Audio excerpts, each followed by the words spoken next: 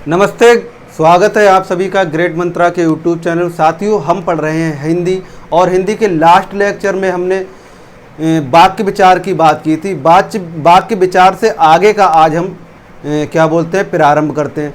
तो जो लास्ट हमारा लेक्चर था उसमें हमने भूमिका थोड़ी सी उसमें मोटा मोटा हमने देखा था, यानी कि रूपरेखा खींची थी, उसके बारे में बात की थी। आज हम इसका विस्तार से ऑपरेशन करेंगे, विश्लेषण करेंगे। साथियों आइए, ये जो वाक्य के प्रकार है, अर्थात इसमें हम तीन चीज़ें पढ़ेंगे। पहला हो जाएगा हमारा अर्थ, दूसरा हो जाएगा रचना और प्रयोग। इन तीन के आधार पर वाक्यों में हम प्रयोग की बात करेंगे। इसमें ये सबसे पहले कह रहा है विधानार्थक, यानी कि विधान का जो अर्थ है उसके बारे में हम बात कर रहे हैं। कह रहा है सकारात्मक हो, यानी कि किसी बात का करना या होना जिसमें पाया जाता है उसके लिए हम क्या कहते हैं, उसके लिए हम विधानार्थक कहते हैं। और इसमें अगर बात करें एग्जाम्पल की, उदाहरण की, तो जैसे हो जाएगा वर्षा हो रही है, या हाथी के चार पैर होते हैं, या हमारा अगला जो है वो है हड़प्पा सभ्यता बहुत व्यवस्थित थी। तो ये जो हमारे एग्जाम्पल हैं वो विधानार्थक के हो जाएंगे। सेकेंड नंबर पे है हमारा निषेधात्मक, यानी कि जो नकारात्मक है उसके बारे में ये कह रहा है कि किसी विषय का अभाव, कार्य के ना होने का जो भाव प्रकट कर रहा हो या जो बोध करा रहा हो, उसके लिए हम निषेधात्मक कहेंगे। अर्थात हम कह सकते हैं किसी विषय का अभाव, कार्य के ना होने का जो बोध कराता है, यानी कि वे वाक्य जिसमें किसी कार्य के ना होने का जो अनुभव हो रहा है उसके लिए हम निषेधात्मक कहेंगे। इसमें जो एग्जाम्पल हैं वो देखते हैं। इसमें हमारे एग्जाम्पल हो जाएंगे, उदाहरण हो जाएंगे, बिना अग्नि के धुआं नहीं उठता। बिल्कुल बात सही है भाई साहब, बिना अग्नि के धुआं नहीं उठता। ये हमारे प्रत्यक्ष जीवन में भी बात लागू होती है। अगला हमारा हो जाएगा कि इस समय आपका जो बोलना है वो उचित नहीं है। भाई साहब, हम लोगों का बोलना अभी बिल्कुल उचित नहीं है, क्योंकि अभी हमारे पास सरकारी नौकरी नहीं है। जिस दिन हमारे पास सरकारी नौकरी हो जाएगी उस दिन हमारा बोलना उचित हो जाएगा और हमारी नौकरी ही वो जवाब दे देगी। अब अगले अगर हम बात करें तो कह रहा है रचना के आधार पर वाक्यों के प्रकार या भेद।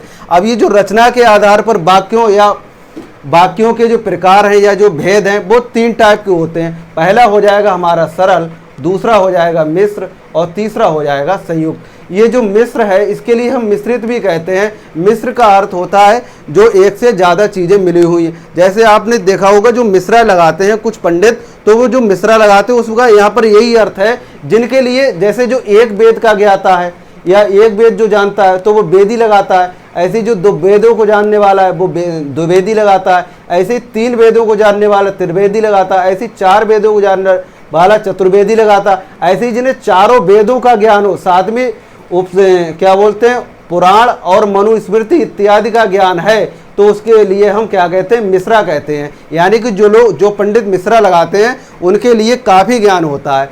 तो वहाँ से अगर हम इस अर्थ को समझें तो भी हम कह सकते हैं यदि वह काम पूरा नहीं करता तो पैसे पूरे नहीं मांगता। तो यहाँ पे एक तो वाक्य ये हो गया और ये एक हो गया। तो यहाँ पर जो दो वाक्य हुए हैं उसके लिए हम क्या कह रहे हैं, मिश्रित कह सकते हैं या मिश्र कह सकते हैं शॉर्ट में। अब इसके जो एग्जाम्पल है वो समझो।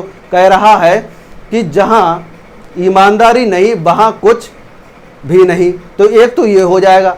और लास्ट है हमारा संयुक्त। अब संयुक्त का अर्थ होता है जुड़ा हुआ, यानी कि जो जुड़ा हुआ है वो कैसे, वह ना पढ़ता और ना काम करता है, यानी कि वो ना तो पढ़ता है और ना काम करता है। अब इसमें एक दूसरे से कैसा है, जुड़ा हुआ है। ये जो दो वाक्य हैं वो एक दूसरे के ऊपर कैसे हैं, जुड़े हुए हैं। जैसे ये वाक्य और ना काम करता, तो इससे ये हो रहा है कि इसके पीछे कुछ रह गया है। या ये कह रहा है वह ना पढ़ता है, तो ना पढ़ता है तो यहाँ पे एक प्रश्नवाचक जो उठ रहा है वो फिर करता क्या है, तो ये जवाब मिल रहा है ना काम करता है। तो अर्थात हम कह सकते हैं इसमें जो हमारे लिए जो अर्थबोध हो रहा है इस सेंटेंस में, इस वाक्य में, वो ये हो रहा है कि ये एक दूसरे से कैसे जुड़े हुए हैं।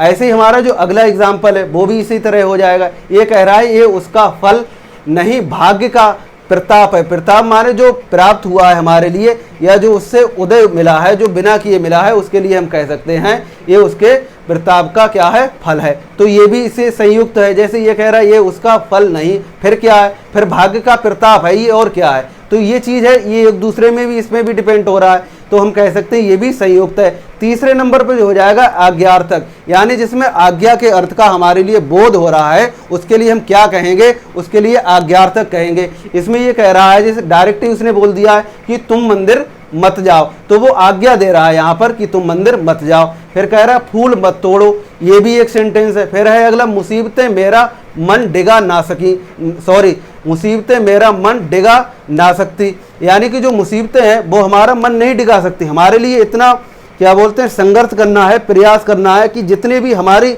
इस परीक्षा में मुसीबतें आ रही हैं, जो भी हम तैयारी कर रहे हैं, इससे हमें डटना है और सामना करना है, चाहे कितनी भी मुसीबतें आए, ये भी हम कह सकते हैं। फिर अगला है हमारा कि दुश्मन मेरा कुछ ना बिगाड़ सके।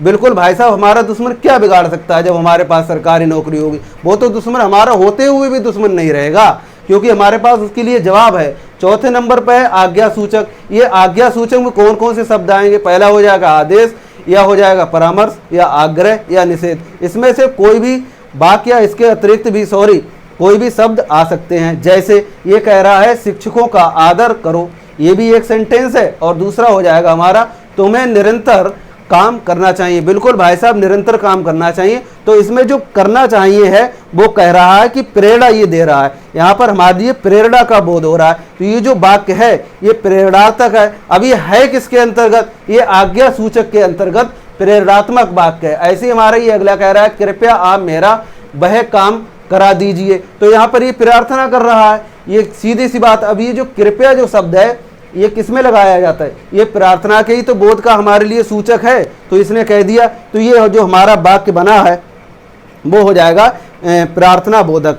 और ये किसके अंतर्गत आएगा? ये हमारा आएगा आज्ञा सूचक के अंतर्गत। तीसरे नंबर पर जो हमारा सेंटेंस है वो है सच बोलो सदाचारी बनो। तो इसमें जो उपदेश है ना वो बात हो रही, उपदेश की जो बात की जाती है वो ऐसे ही की जाती है। उसमें उपदेश जो होते हैं वो चरित्र के ऊपर, वो अपने हमारे जो चरित्र हैं, जो हमारे संस्कार हैं, उनके ऊपर ज़्यादा जो बात की जाती है वो हमारे किसके अंतर्गत आते हैं? वो हमारे उपदेश के अंतर्गत आते हैं। ऐसे ही अगला सेंटेंस कह रहा है आप अवश्य पधारें, तो ये कह रहा है आग्रह कर रहे हैं, यानी कि आपसे हमारा आग्रह है आप अवश्य पधारें। ठीक, ऐसे ही अगर आगे हम बात करें तो ये कह रहा है जो प्रश्नवाचक। अब प्रश्नवाचक तो हम बहुत अच्छे से जानते ही हैं, क्योंकि जब से हम पढ़ते आए आज तक हमारा प्रश्न से ही हमारा पाला पड़ा है। तो ये जो प्रश्नवाचक है वो कह रहा है जिनके उत्तर में एक निश्चित सूचना, जो सूचना वो कैसी है? निश्चित मिले, तो उसके लिए हम क्या कहेंगे?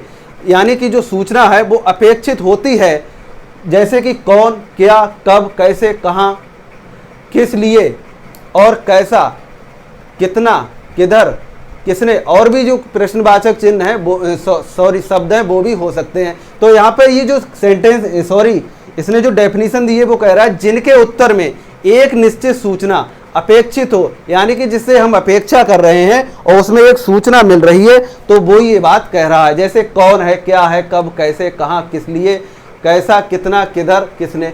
तो ये जो क्या बोलते हैं शब्द आएंगे वो हमारे प्रश्नवाचक के अंतर्गत आएंगे। कैसे? ये कह रहा है राम, क्यों और कैसे, और इसमें एक से अधिक भी हो सकते हैं। जो हमारा एग्जाम्पल है वो कह रहा है कि इसमें जो प्रश्नवाचक चिन्ह है वो एक से अधिक भी हो सकते हैं। ये जरूरी नहीं है कि एक ही प्रश्नवाचक चिन्ह हो। कह रहा है राम क्यों और कैसे आया। फिर कह रहा है मेरी क्या गलती थी, तो इसमें जो क्या है तो उसमें जो है वो बता रहा है कि हम प्रश्नवाचक हैं। एक चीज़ और समझने जैसी है, ये जितने भी जो शब्द हैं कौन, क्या, कब, कैसे, कहाँ, किस लिए, कैसा, कितना, किधर और किसने, ये जो हमारे चिन्ह हैं इनको हम दर्शाने के लिए हमेशा इस टाइप का चिन्ह लगाते हैं। अगर हम इसके लिए ये जो शब्द लिखा है, ये जो सेंटेंस लिखा है कि तुम उठ रहे हो या मैं जाऊं, अगर मैं इसके लिए यहाँ पे ऐसे लगा दूंगा तो भाई साहब ये जो हमारा सेंटेंस है वो गलत हो जाएगा। तो हमारे लिए इस चीज़ का भी ध्यान रखना चाहिए। हालांकि ये छोटे क्लास की बात है, लेकिन छोटी छोटी चीज़ों से बड़े चीज़ का निर्माण होता है। अब ये कह रहा है हिंदी सम्मेलन कब है, तो यहाँ पर जो कब है देखो ये भी प्रश्नवाचक है। अब ये कह रहा है वह राजा है या भूमि चोर, तो यहाँ पर भी प्रश्न क्या बोलते हैं, प्रश्न का जो हमारे लिए बोध हो रहा है। हालांकि यहाँ पे प्रश्न चिन्ह नहीं है, फिर भी यहाँ पर हमारे लिए किसका बोध हो रहा है? प्रश्नवाचक का बोध हो रहा है। वह राजा है या भूमि चोर, तो ऐसे भी सेंटेंस हो सकते हैं। इकन्नी लोगों की दुकन्नी, यानी कि जो इकन्नी लोगों की दुकन्नी है वो ये कह रहा है। अब यहाँ पर भी प्रश्नवाचक चिन्ह हो सकता है क्योंकि की आ रहा है। फिर कह रहा है तुम उठ रहे हो या मैं जाऊं, ये तो हो ही गया हमारा। ये भी इसमें जो उठ रहे हो या जाऊं में ये कह रहा है, यहाँ पर भी एक प्रश्नवाचक चिन्ह खड़ा हो रहा है क्योंकि वहां पर स्पष्ट कोई जवाब ही नहीं मिल रहा है। ऐसे ये कह रहा है तुम लड़ना चाहते हो या नहीं, तो इसमें भी हो रहा है कि वो चाह रहा है कि क्यों उत्तर मिले हमारे लिए, कह रहा है अब नहीं करोगी, यानी इसमें जो स्त्रीलिंग का जो बोध हो रहा है वो कह रहा अब नहीं करोगी। तो इसमें भी कुछ ना कुछ छुपा हुआ है। तो यानी कि जहाँ पे हमारे लिए स्पष्ट क्या बोलते हैं, जिनके उत्तर में एक निश्चित सूचना अपेक्षित हो, यानी कि जो इससे हम अपेक्षा कर रहे हैं वो उसका अगर हमारे लिए बोध हो रहा है जिन शब्दों के माध्यम से, तो वो क्या कहलाएंगे, वो हमारे प्रश्नवाचक कहलाएंगे। फिर ये जो हमारा विस्मयादि बोधक है, तो ये जो विस्मयादि बोधक है, इसमें विस्मयादि बोधक के अलावा आश्चर्य सूचक भी शब्द हो सकते हैं। जैसे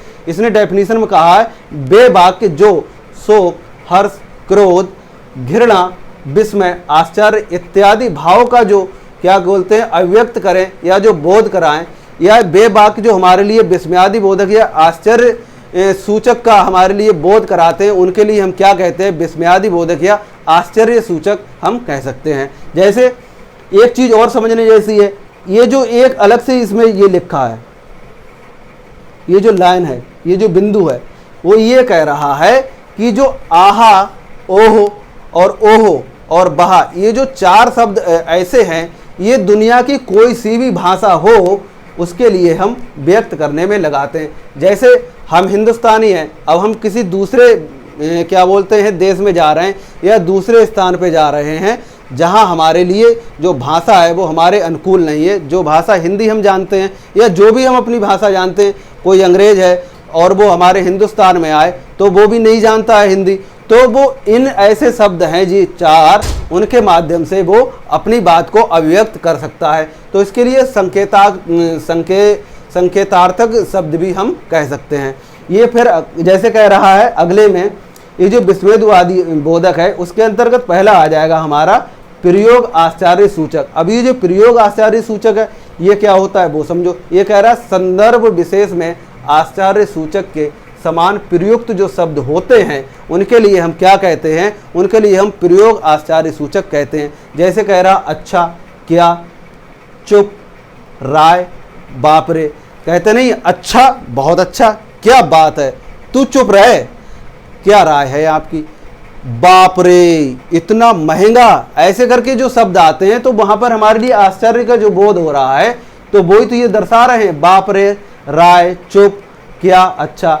जैसे इसने कहा है अरे ये चिराग कैसा है, तो इसमें क्या हो रहा है, आश्चर्य हो रहा है, उफ कितनी भीड़ है, कहते नहीं उफ बहुत गर्मी है आज, तो ऐसे करके हो जाता है। फिर ये कह रहा अच्छा राजा भरत सिंह का पुत्र यही कैद है, तो ये भी आश्चर्य की बात है कि राजा भरत जो हैं उनका भी पुत्र जब यहाँ कैद है तो हमारी क्या बिसात है।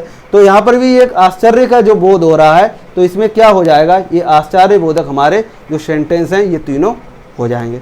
फिर अगला कह रहा है मूलतः आश्चर्य बोधक, यानी कि जो मूल है, जिसकी जो जड़ है, जो रूट है, जो फाउंडेशन है, उसमें जो क्या बोलते हैं भरे हुए जो शब्द हैं, गड़े हुए हैं, जड़े हुए हैं, उसमें ये कह रहा है वो क्या है, मूलतः आश्चर्य सूचक। ये कह रहा अरे, बहा, हाय, ओह, आहा, ओहो, अर्थात ऐसे शब्द जो सदैव आश्चर्य, घृणा, शोक इत्यादि भावों का क्या कराते हैं, बोध कराते हैं, उनके लिए हम क्या कहते हैं, मूलतः आश्चर्य सूचक शब्द कहते हैं। जैसे इसमें क्या क्या हो जाएगा, इसमें एक हमारा हो जाएगा इच्छा बोधक। अब ये जो इच्छा बोधक, इसमें इच्छा है, आशीष है, शुभकामना या आशीर्वाद। ये जो शुभकामना हमने लिखा है,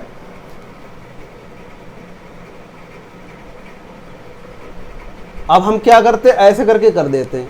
ये शुभकामना जैसा कोई शब्द नहीं होता है किसमें, व्याकरण, लेकिन हमारी जो विकृतियां आई हैं उसके अनुसार तो हम जो लिखते हैं तो वो ही क्या बोलते हैं चलन में आ गया है। वैसे जो हमारा जैसे मन कामना होता है और हम लिखते क्या है मनोकामना, तो वैसे जो व्याकरणिक दृष्टि से हम देखें तो उसमें मन कामना होता है ना कि मनोकामना। ऐसे ही यहाँ पे ये शुभकामना होता है, शुभकामना नहीं होता है, लेकिन जो चलन में है तो उसे हम चला रहे हैं, चलो कोई नहीं।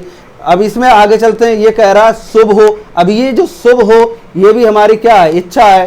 कह रहा है खूब प्रसन्न रहो, तो ये भी हमारी इच्छा है। आप चिरायु हो, ये भी हमारी क्या है, इच्छा है, मनहा कामना है।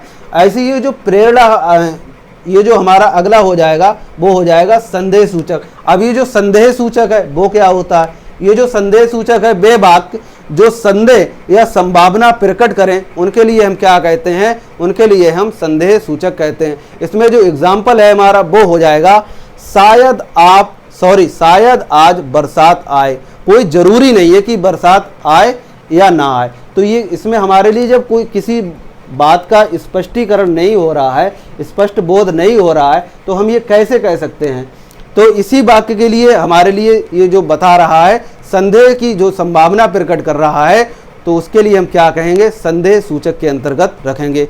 आगे हम बात करें, ये भी कह रहा है कि हो सकता है वह आज शाम को आए। अब इसमें आ भी सकता है और नहीं भी आ सकता है। जब यहाँ पर जो द्वंद्व की हमारे लिए जो बोध हो रहा है, द्वंद्व उत्पन्न हो रहा है, तो इसमें हम क्या कह सकते हैं? ये हमारे संदेह के अंतर्गत आएंगे।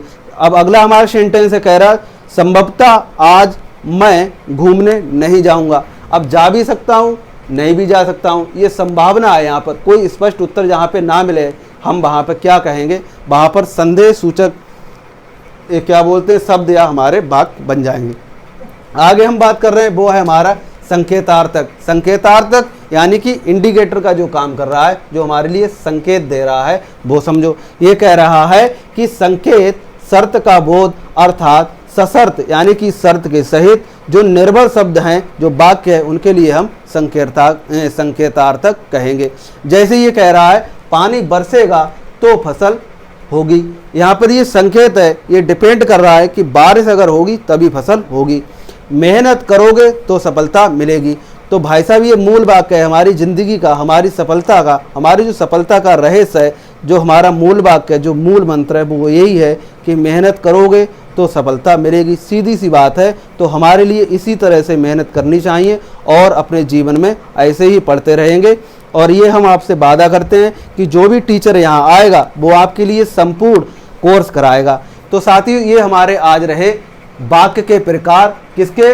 अर्थ, रचना और प्रयोग के आधार पर। इससे आगे का नेक्स्ट लेक्चर में डिस्कस करेंगे। तब तक के लिए टाटा और बाय बाय। साथियों आपने इस कक्षा को इतने ध्यानमग्न और एकाग्रचित्त होकर सुना, इसके लिए मैं बहुत अनुग्रहित हूँ। और अंत में सभी के भीतर बैठे परमात्मा को प्रणाम करता हूँ। मेरे प्रणाम स्वीकार करें। जय हिंद, जय भारत।